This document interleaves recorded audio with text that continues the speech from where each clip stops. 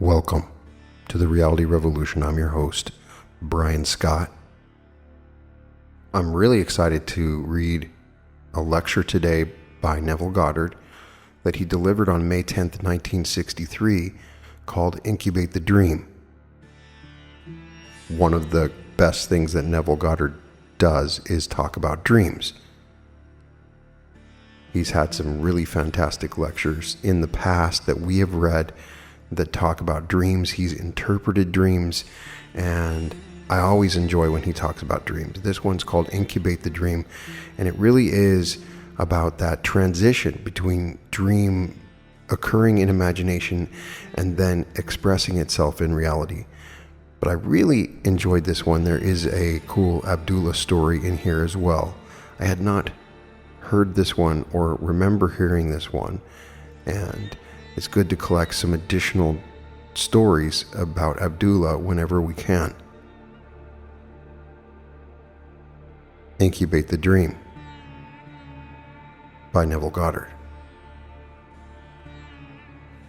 I promise you, if you apply it in the immediate present, you'll see the results. It's based upon dreams. The Bible recognizes only one source of dreams, and that source is God. But today, in 1963, our doctors, our psychiatrists, they know that the source of a dream is imagination.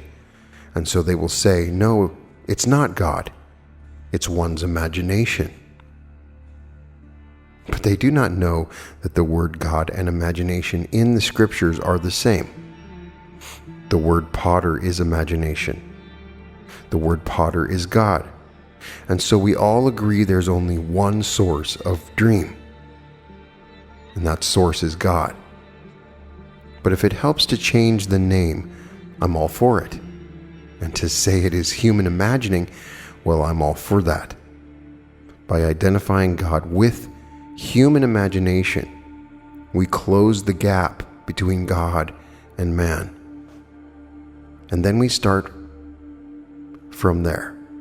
The Bible is simply filled with secret of dreaming and tells us that God speaks to man through the medium of a dream and reveals himself to man in vision. Now, there are intentional dreams and there are unintentional dreams. Most of us have the unintentional dreams. We go to sleep and we dream.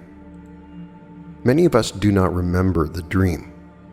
The Bible tells us every dream has its own significance, that God instructs man through the medium of dream. Now, the dream could be in a simple manner, told in very plain language that needs no interpretation.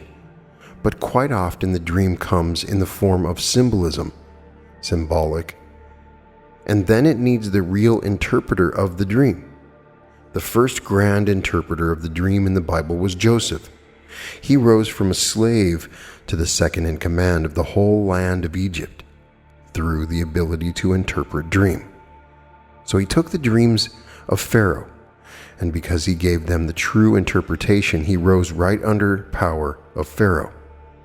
It was through his dream that he was sold into slavery because of the jealousy of his brothers, for he saw the sun and the moon and 11 stars bow before him.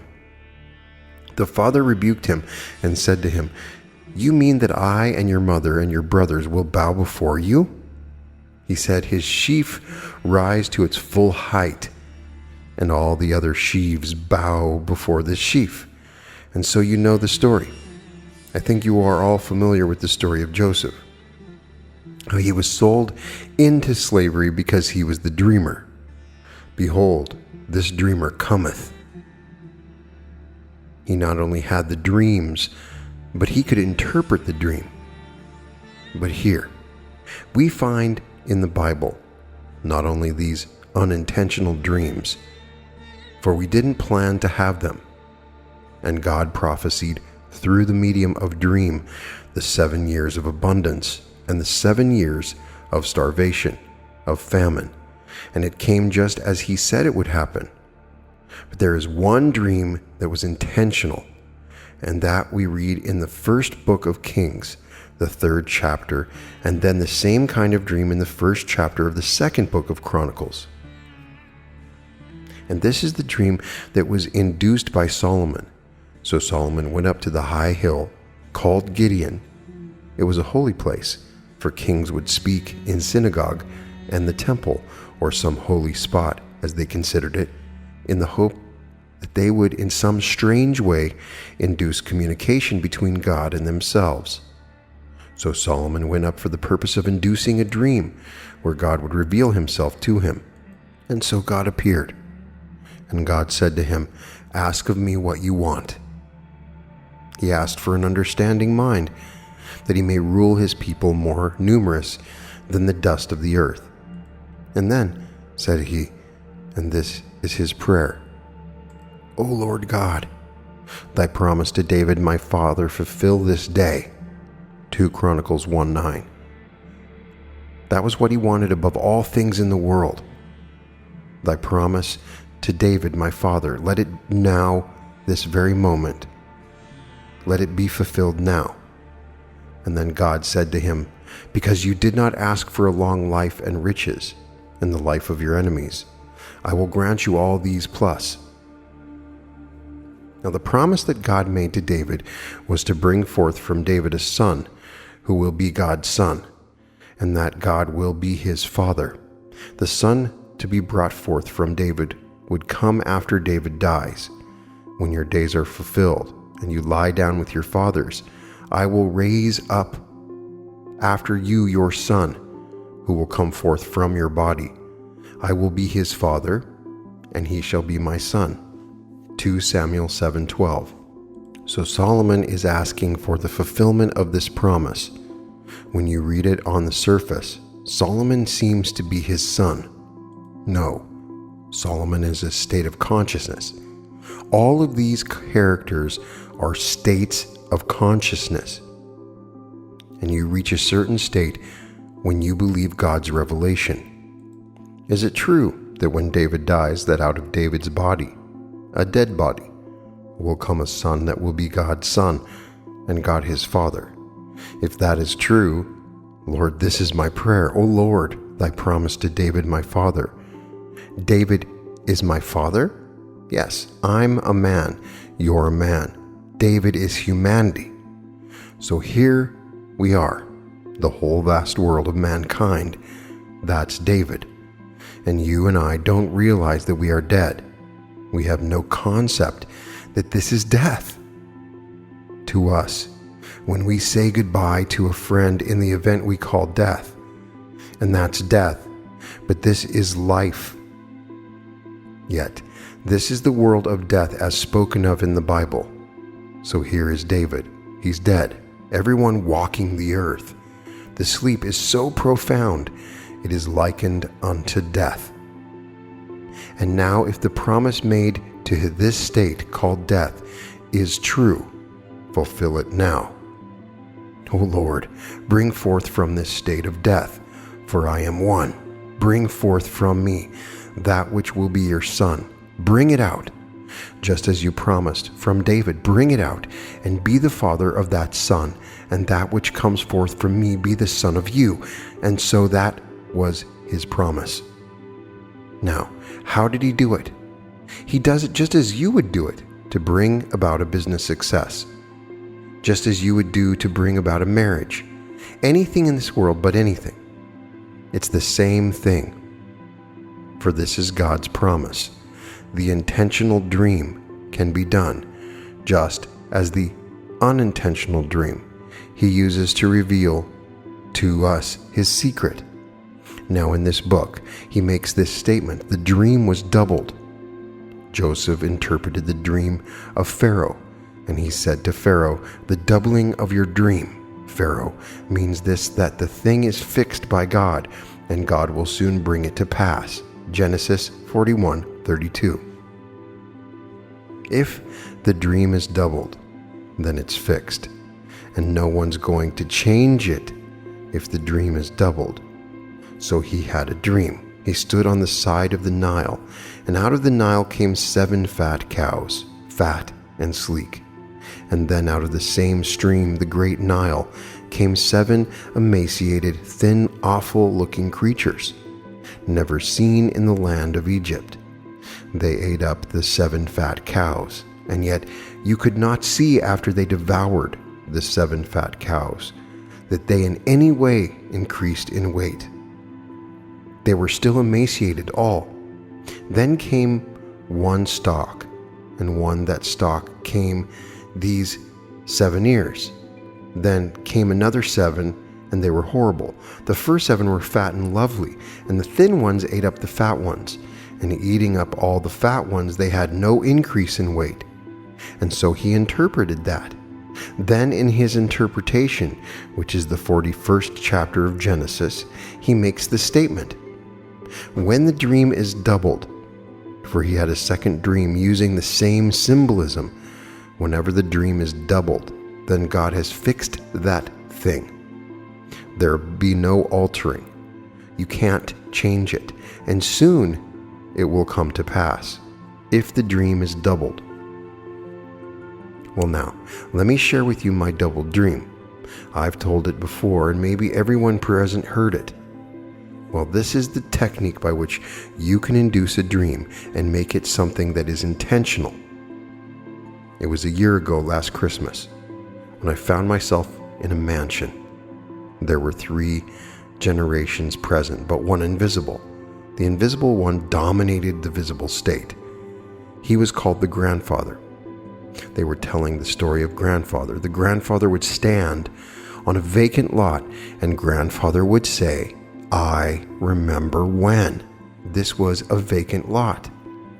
And then he would paint a word picture of this area so vividly that people saw it as something objective before their mind's eye.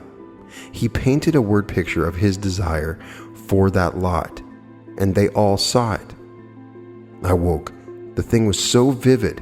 It was so startling. It was a little after 3 in the morning when I woke. I went to my living room, and I wrote it out on a nice long yellow page in detail, just as it was shown to me in the vision. I went back to bed. I thought it quite early in the morning, and I had redreamed the dream. This is now the double dream. It's fixed. You can't change it. I redreamed it with a slight alteration. I was the grandfather. I had so completely absorbed the message of the grandfather that when I told them, while standing on a vacant lot, I remember when this was a vacant lot, then I would paint a word picture of my desire for that lot and paint it so vividly. They all saw it. And that was God's secret to me. Go tell it to the world. In the end is where we begin. You always begin in the end. So he goes to the end. God's final promise. I will now bring forth from your body after you're dead. For when your days are fulfilled and you lie down with your fathers, I will raise up after you a son that will come forth from your body. I will be his father, and he shall be my son. Now, O Lord God, thy promise made to David, my father, be now fulfilled. That was his request. Well, if that is his request, what would he do? For God revealed to me what I should do if I wanted a home. I have no means for buying the home. He doesn't ask me about means. I don't have the qualifications for entering that neighborhood. He doesn't ask for that. I don't have this. He doesn't ask me for that. He only tells me what to do. Well, what do? You stand on the vacant lot, and you see it as you would see it were it true, that it fulfilled your dream of your future, but it must be now. And so I go into the end, and dwelling in the end, I see it as I would see it were it true. And living in that state, this is now the intentional dream, and I call it incubation dream. I incubate it. You stand on the empty lot, empty of anything without qualification in the world, and standing in it, you paint your word picture mentally, and you see it come into being. to your own satisfaction. You did it. That's all that God told me to do, and then he repeated it. So in the 32nd verse of the 41st chapter of Genesis, he tells you whenever the dream is doubled, if it is ever doubled, the thing God has fixed and will shortly bring it to pass. If it's doubled, well, that night it was doubled. I woke a little after 3, wrote it out in detail, went back to bed, and redreamed the dream. Here's the double dream, but I so completely absorbed the message that I am telling it now. Everyone who will listen to me, I'm telling them, you know what you want. You really know what you want in this world, and you don't have it. Therefore, it is empty, isn't it? It doesn't exist. Well, this is what I do. Where are you? So the lot is empty. The space is vacant. Stand right now. You aren't married, are you? You know you're not happily married. All right, if you were, would the world see you in that light? Yes. Well, now, this is spaceless because you are not in that way. Well, now be in that way. Wear the ring. See the faces of your friends. That is an expression on your friends' faces. See them all seeing you as they would see you were it true, and lose yourself in that state. That's the end. The end is where we start from. Now, then you are incubating the dream.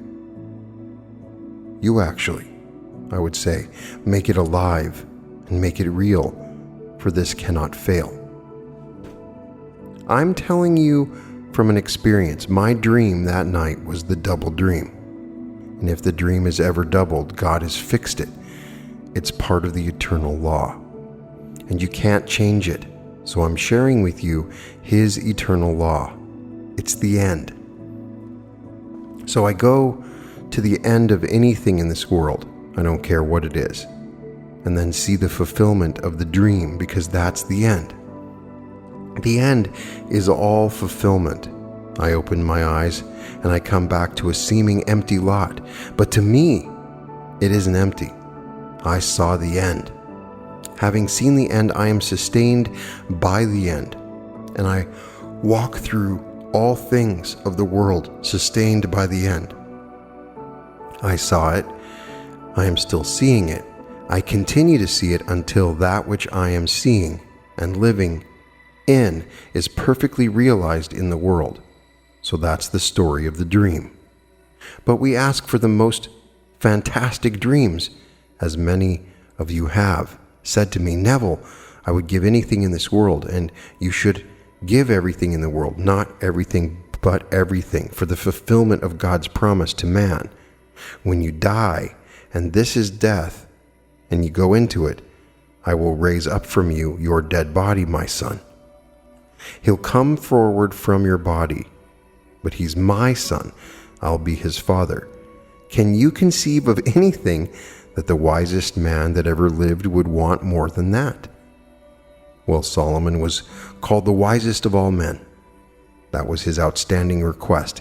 And when he came before God, and God said, ask me of what you will, anything. And that was his request. O Lord God, O Jehovah Elohim, thy promise to David, my father, be now fulfilled. That's what I want.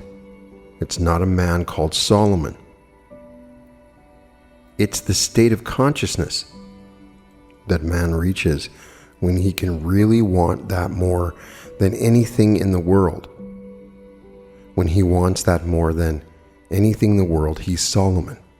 He's at that point, that state of awareness, where he is concerned in the depths of his soul, asking, instead of asking for an extension of life in this world of death. He didn't ask for long life. He didn't ask for riches. He didn't ask for the life of his enemies. All these things were given him, but he didn't ask for them. He asked for the one consuming desire of the heart, and that was the fulfillment of God's promise to David, his father. And humanity is David. This is the Son of God. And out of this Son, he brings a real Son, the Spirit that is one with the Father. For God is Spirit, and those who worship him worship in spirit and in truth. So he brings out of this decaying, dying body that which cannot die, the immortal you. He brings it out, and it's you, and you're one with God. When you see the symbol of the child, proving that he gave you himself, because he takes the whole vast world of humanity and puts it into one single Son and symbolizes the whole humanity in a single Son. But to make this practical, if you haven't that longing of the heart, I know in this audience there are a few of you who said to me, in your prayers, remember me in this hope. I want that more than anything in this world. And so there are in this audience tonight a few who have asked that of me. But the majority would like more of the comforts of this world. And it's perfectly all right, no matter what it is. It's the same technique. Neville, go and tell them to go to the end. Go to the very end. What would be the end if you were now the man that you want to be?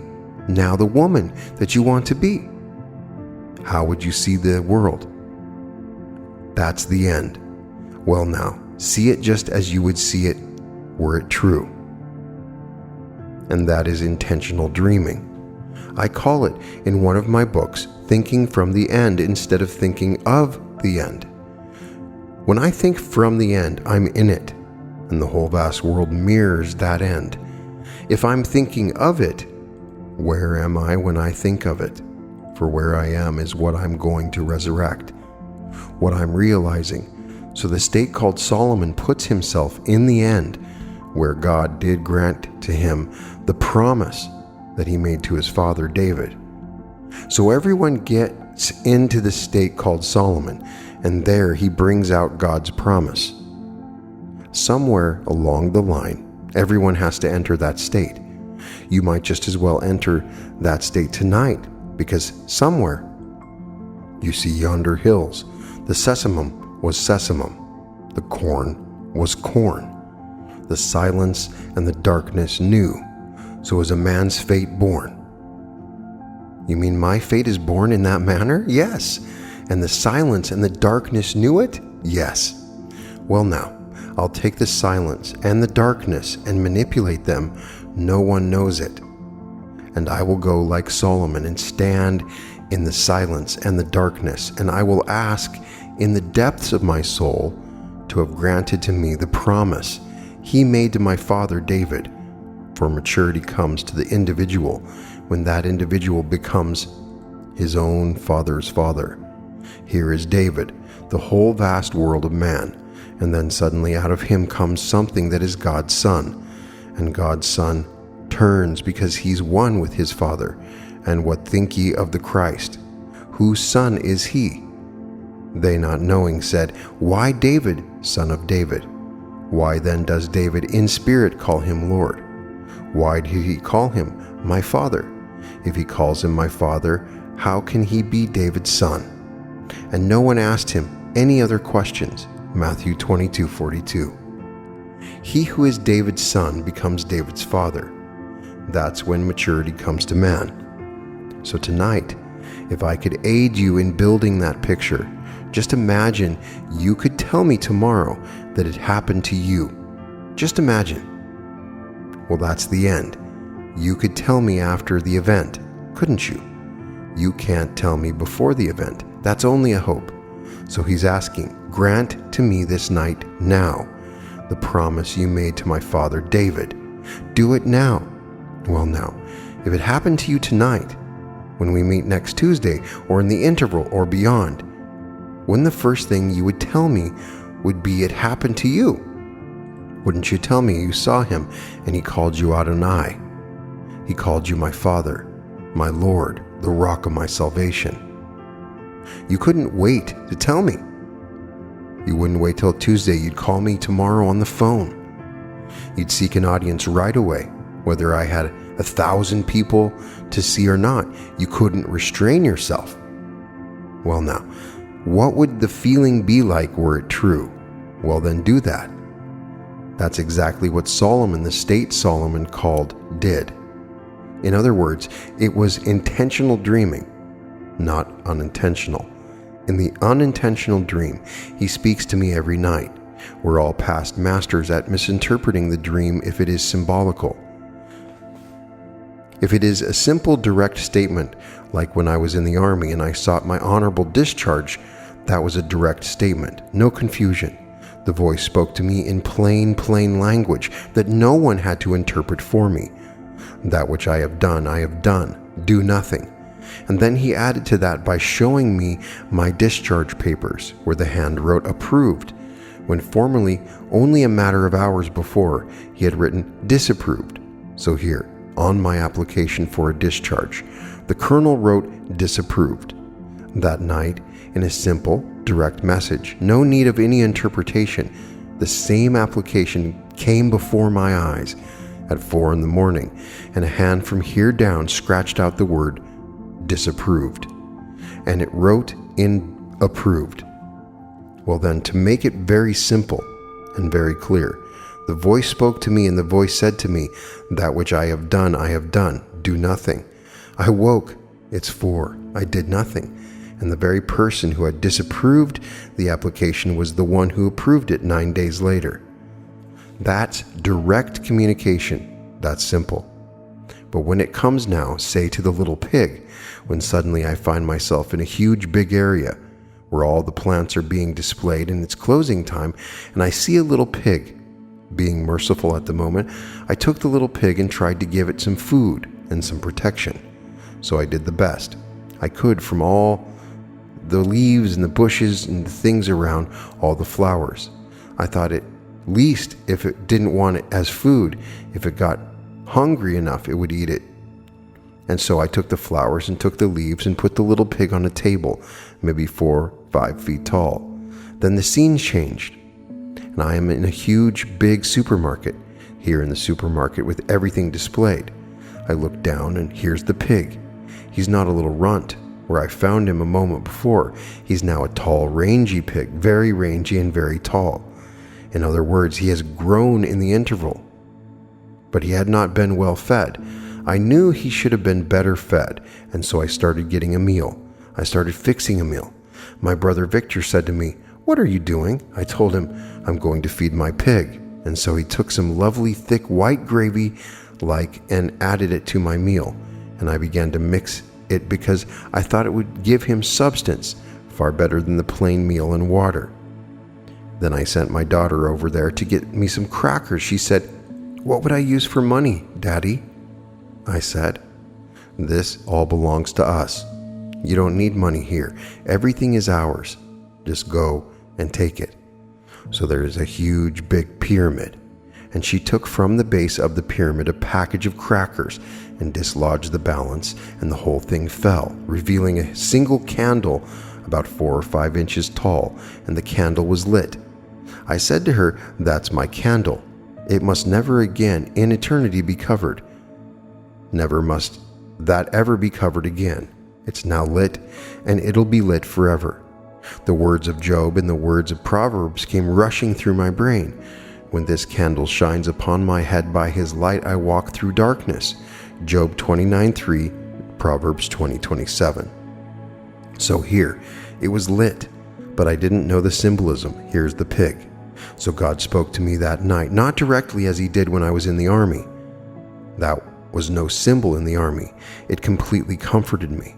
I didn't ask anyone to do anything in the interval of 9 days. I knew I was out. But this is all symbolism. And what is this little pig? For he dominated the entire picture. Here's a little pig. At the end of the closing of the day, I found him, cushioned him, and put flowers, leaves, all kinds of things around him. And then it changed from the interior and the display of plant life to a huge supermarket. And here is the pig. And now he's a tall, rangy fella. Without the aid of the language of symbolism, I would have been lost, because until that moment, unless I had completely forgotten, I never associated Christ with a pig. A lamb, yes, I've always thought of a little lamb. She is the sacrifice lamb, the Passover lamb. I had heard of other things, but never the fish. Yes, you can take an acrostic and spell the word Christ out and it comes to a fish. And so yes, that, but never a pig. And so here in the language of symbolism all over the world, it's a universal language. In every land in the world, the little pig has always been the symbol of the Savior and the Redeemer of the world. Well, I find him. I find this little tiny pig when I first discovered the creativity of my imagination. So I imagined a certain state, lost myself in it, and in time became a fact. It took all the things of the world and molded them to produce what I was imagining. So I found him. But in the interval between discovering that Christ was my own wonderful human imagination and that moment in time, I had neglected to properly feed him. I had seen so many opportunities in the world to do a loving thing mentally, not physically. There's no need to go to the bank and write a check to take care of someone who is distressed. He isn't asking for that. He asked me to simply use my imagination. And I had seen the need and didn't do it, so I wasn't feeding the pig properly. He told me exactly what to do. Now that you have me, feed my sheep. These are all my sheep. You have found me. Yes, we know. I have found you, Lord. Well, feed my lambs. You know I feed your lambs. Lovest thou me, Peter? Yes, Lord. Well then, feed my sheep. You know I lovest thou, Lord. And 3 times he comes back because he thinks he loves him. Because we still, conditioned as we are thinking of some other external Christ. Raised as I was raised in the Christian faith, it was the most difficult thing in the world to stop thinking of an external Christ, something that came on the outside that belonged to the pages of history. I found him in myself as my own wonderful human imagination. But because I was conditioned as I was conditioned, raised in the environment in which I was raised, automatically the mind jumps back to a historical Christ, not the living Christ that walks with us as our own wonderful human imagination. So in the interval of discovery of Christ and the interval thereafter, so many opportunities I missed. So he was tall and rangy. He lived all right, for Christ is the living Christ, but he wasn't fair enough. He wasn't well fed enough. I should have, in that interval, exercised my imagination lovingly unnumbered times. Every time I did it, I was feeding him, and then I didn't do it. I neglected him. He was hungry. I gave him nothing. He needed shelter. I gave him nothing. He needed something, some comfort. I gave him nothing. And yet every moment of time was an opportunity to feed him and make him a lovely, big, wonderful, fatted pig. Now, I know the very word offends people to say that Christ is symbolized as a pig. But that is universal. All over the world, that pig has always symbolized the Savior of the world. Here, we have hundreds of millions of people in this world today who will not eat the pig. That's all a symbol. They will have no part of Christ. So they will not touch the pig. They will not touch the pork. There are 400 million Mohammedans who will not touch the pig. It's the unclean animal.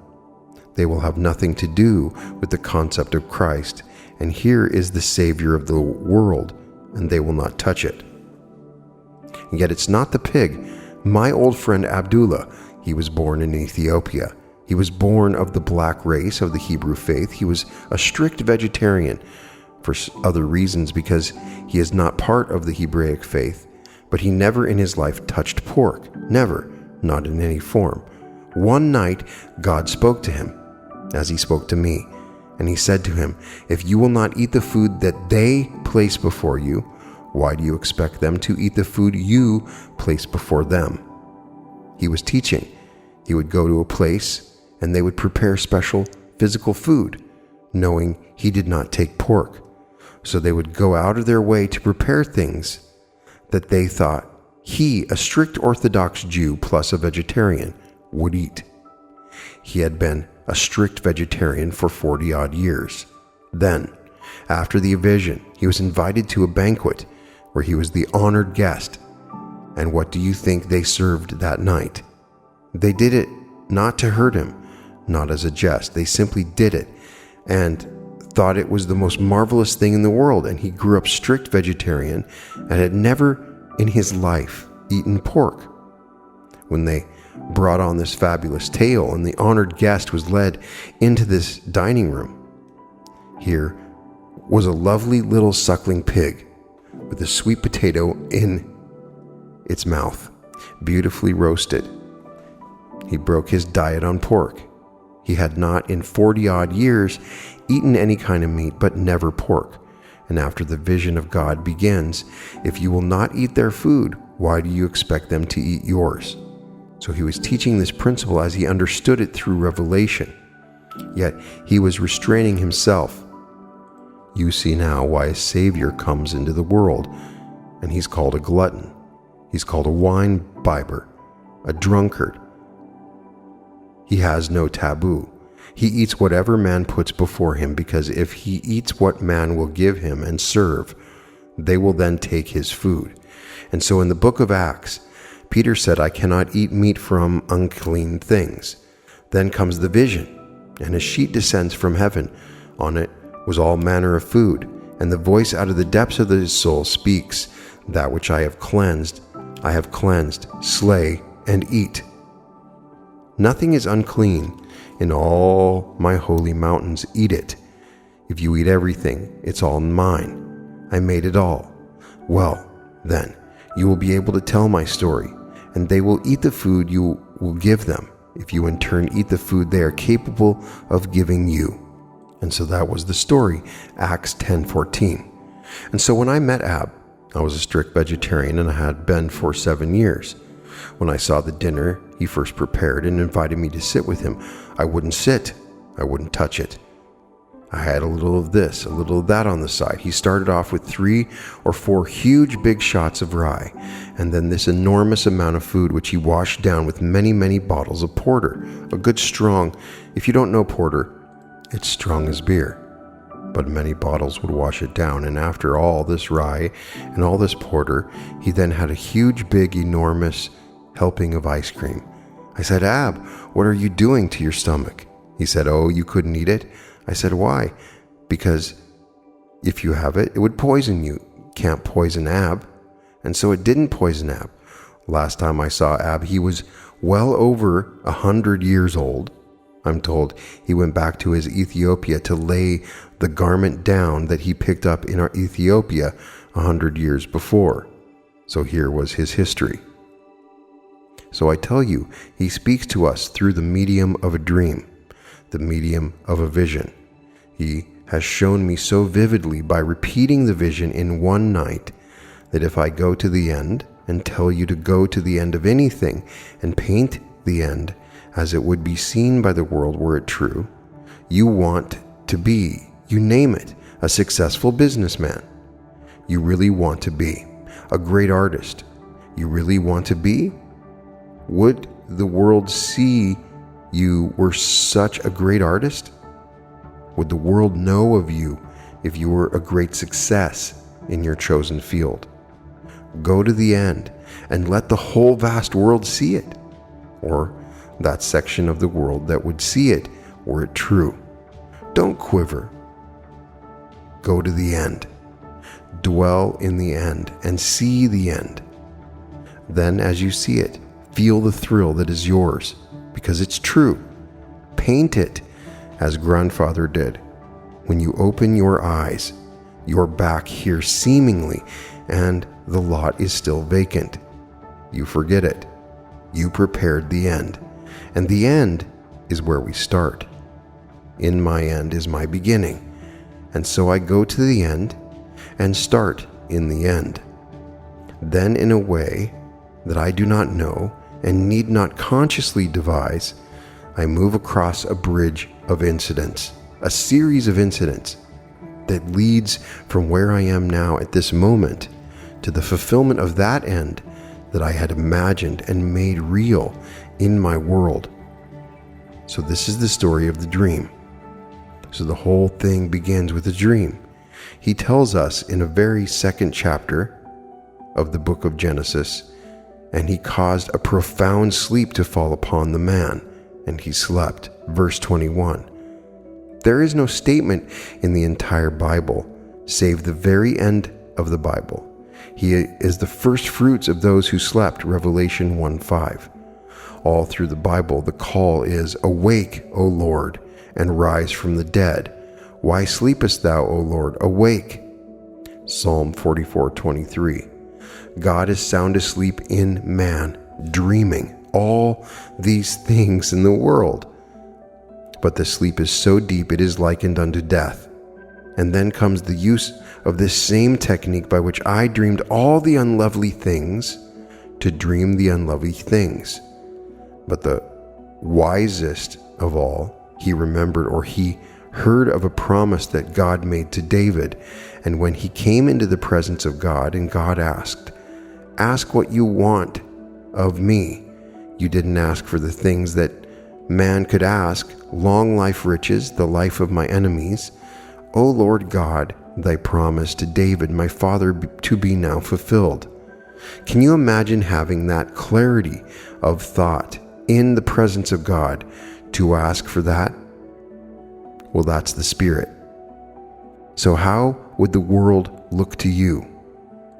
Well, forget it, because the world to me is the same world, but I am not the same to myself. So you could not keep it to yourself any more than I can. I've shared it with every person that I met, so you would share it too. So with whom would you share it tomorrow if it happened tonight? Well, then tonight, in your mind's eye, let that be your request. If it doesn't happen tonight, at least you have incubated the dream. You've accepted it. You heard it, and heard it to the point where you were willing to ask for it more than anything else in the world. And so you incubate the dream. And because all visions have their own appointed hour, and you're all ripening, and they'll all flower, this, the dream, it will ripen, it will flower. And when you least expect it, it always comes back like a thief in the night, suddenly, and then you are born from above, and David stands before you. The temple is split in two, and you're never the same. You enter into heaven. And the greatest in this world was called John the Baptist. No one born of woman is greater than John, but I tell you, the least in the kingdom is greater than John. Matthew 11:11. So the first one in, and everyone in thereafter, is greater than the greatest who walks the face of the earth. There are those today, and you don't condemn them if that's their request. Leave it just as it is. They will have unnumbered fortunes, but they want more. That's their security. But your security is in God and His truth. You'll know the truth, and only the truth can set you free, nothing else. You aren't free because of anything you own in this world. It's only what you know of God and His truth. And so He speaks to me, speaks to you. Every dream is God's communication within the dreamer, and the dreamer is God. For the dreaming one is imagining, and imagining is God in action.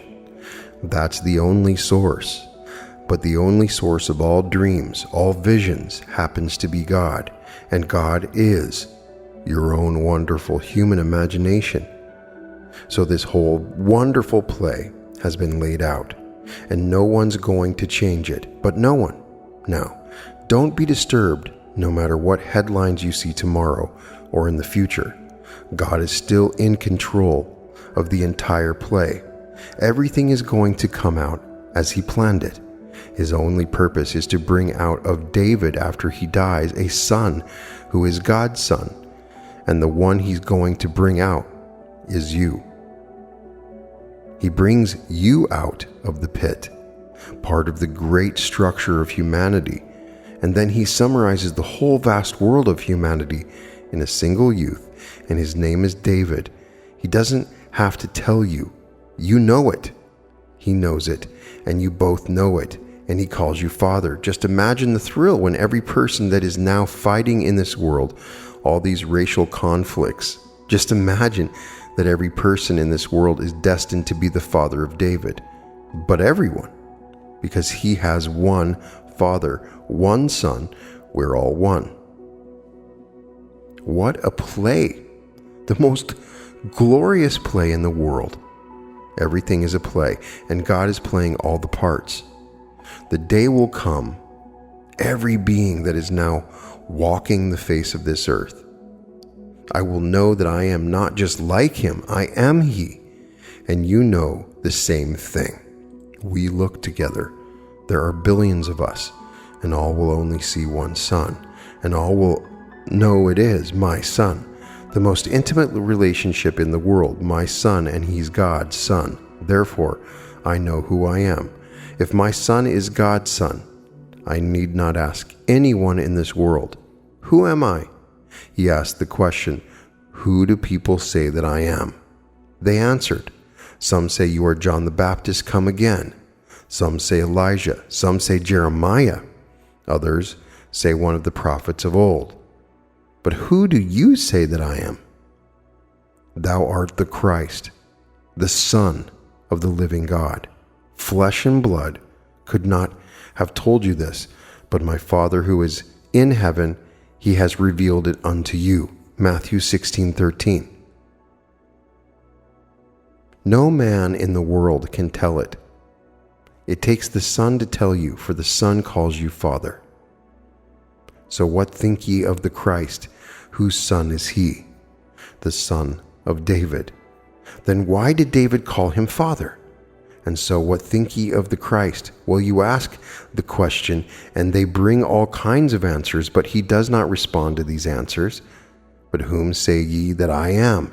Thou art the Christ, the Son of the living God. And he knows, and that Christ is the Father of David. That Christ says to all, when you see me, you see the Father. Don't ask to see the Father, for when you see me, you see the Father. Father of what? Well, the only Father. There's only one Son, David. And so, it is the story of the dreamer. Tonight, you can dream intentionally, as I did to get out of an imprisoned state. Took me 9 days. I did nothing after my intentional dream the first time. That's exactly what I did, while wearing some sweaty old army fatigues. I simply imagined that I was living in my own lovely bedroom, and it had an odor so unlike the barracks of the army. So I reveled in the change of the odor, the change of fragrance, and then I saw what I would see, and could only see were I there. I saw nothing that I would see were I still in the barracks. I saw everything I would see were I at home. The actual distance was over 2,000 miles apart, 1,500 miles from it. And there I reveled in all these things, and then I got into my imaginary bed in my New York apartment and slept. And then it happened. That was an intentional dream, a controlled waking dream. Then 9 days later, I was on the way to fulfill that state. And because in those days we were all shunted off the place to give right of way to more important traffic, it took me 3 days to make the trip. 3 weeks, I was on my way. That's all that matters. There, I was honorably discharged, a civilian once more, by the simple technique that God taught me, and I'm teaching you. And now don't do what I did, for he reminded me of my neglect when he once more showed me the pig. That was a double dream, all in one. For in Pharaoh's dream, 7 cows, 7 lean cows. The lean cows ate up the 7 fat cows. 7 ears of corn, 7 lean horrible ears, and the 7 horrible ears ate up the 7 fat ears. One dream repeated, in my case, a little pig. And then in the same dream, the same pig, grown now, but skinny, and he should not have been. That's how God showed me what I did in the interval between the revelation of Christ and my neglect of Christ. So don't you neglect him. Every moment of time is an opportunity to feed him, and you're always feeding Christ every time you use your imagination lovingly on behalf of another. Neville would traditionally give 2 minutes of silence and then take questions. We do have some questions. Now let us go into this silence. But as Neville says at the end of this lecture, now let us go and feed him.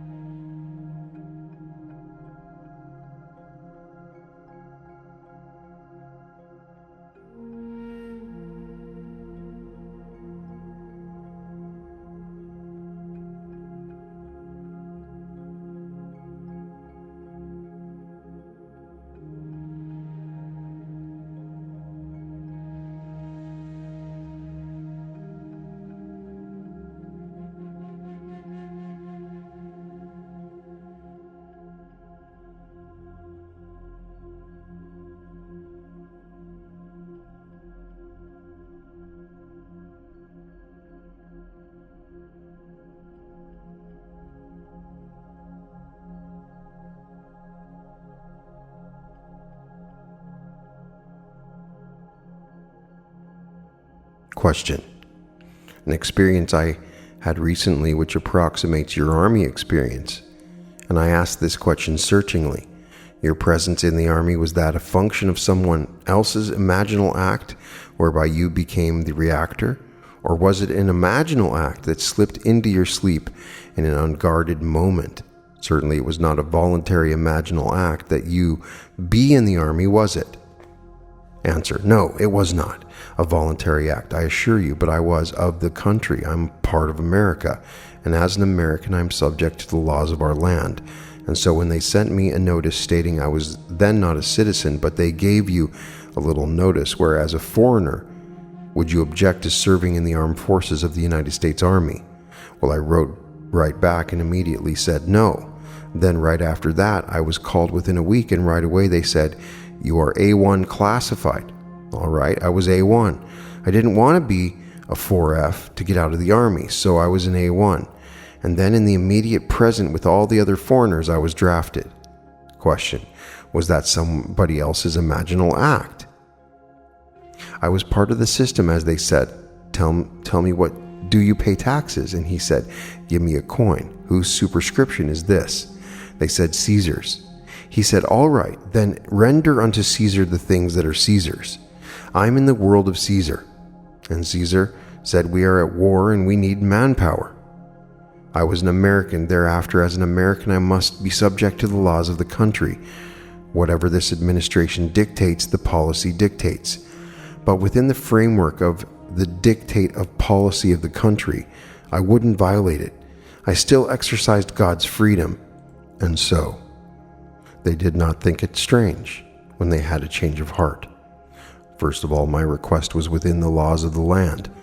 I was over 38, so I requested my discharge based upon what the law allowed. It was disallowed, even though I was within the rights based upon law, because I was over 38 when I made my application. Then anyone over 38 could apply. It rested with this commanding officer. whether he would be allowed that application or not. Mine disallowed it. But there was his privilege and his right, but I also had a right, and within my heart, I did what God told me to do, go to the end.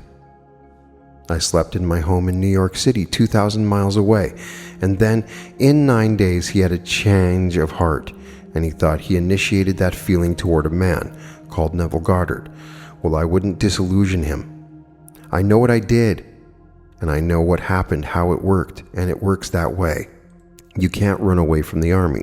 This is a country, it's organized, and so if the law is all able-bodied men must serve, well then, let them serve, but within the framework of that law. But it's a natural thing if man exercises his freedom, and then your commanding officer will say to you, I don't think I want you here. You disturb me.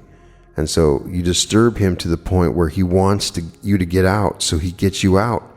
He's only fulfilling what you want. Happens all the time. My mother used to let my father do these lovely things for her. My father does the same thing. I learned a wonderful lesson from her when she wants, of course. I do all the dishes anyway. But even before I started doing them, she would say to me, I'm going to let you wash the dishes tonight. How can you say no if she's going to let you do it? I'm going to let you make the bed. I'm going to let you sweep the floor. Well, she's going to let you do it. Well, you can't say no, but if she said to you, you will sweep the floor tonight, well, you aren't going to sweep it. So she knew exactly how to let me do things that she didn't want me to do herself. So she let me do all the things, and today it's become a habit. So this lecture is very repetitive from other lectures. The very beginning was great, the way he discusses the dreams, and we get a discussion of Solomon, something we haven't really talked about on the podcast with the lectures I've discussed. I've always wondered about the state of Solomon, and we got an idea. The state of Solomon is the state that you're reaching, similar to the state of John as you move towards God. Very interesting that Abdullah was over 100 years old last that Neville knew about him, and I still would love to get an actual documented death certificate or find out who this person really was. So we'll see if I can find out some more information as we go along. But one thing he just loves to talk about is David, and sometimes he goes overboard with the David discussion. But I'd love to get your impressions of that. There's some different lectures I have coming up. They're not all the same. Yes, sometimes they're a little bit repetitive, but I really like this one. It did combine a lot of the popular elements to it, but it's very similar to Live in the End. It has that feeling to it. And if you dream and you have that dream again, it's doubled and you should see it in your world. And so if you can intentionally create your dreams through lucid dreaming, then you can start to change your reality. It works. Check out my lucid dreaming meditation, where I give subtle hints during the sleep to awaken you slightly so that you can become aware in the dream. They talk about this in reality transurfing. It's very powerful. And so become aware of your dreams and start to learn how to control your dreams. It's two very simple things to start with, but I think it's really at the very crux of controlling your subconscious mind and utilizing the powers of your subconscious mind. What dream are you incubating? Well, tonight, dream it again. And once you've doubled this dream, it will become your reality. Thank you so much for joining me. And I'm dreaming that all of you are wonderful and happy and joyous, healthy and wealthy and wise. And I will continue to dream that. And I not only am just saying that, I believe it. So I hope this lecture reached you and gave you the information that you needed. All episodes of The Reality Revolution can be found at therealityrevolution.com. Welcome to the reality revolution.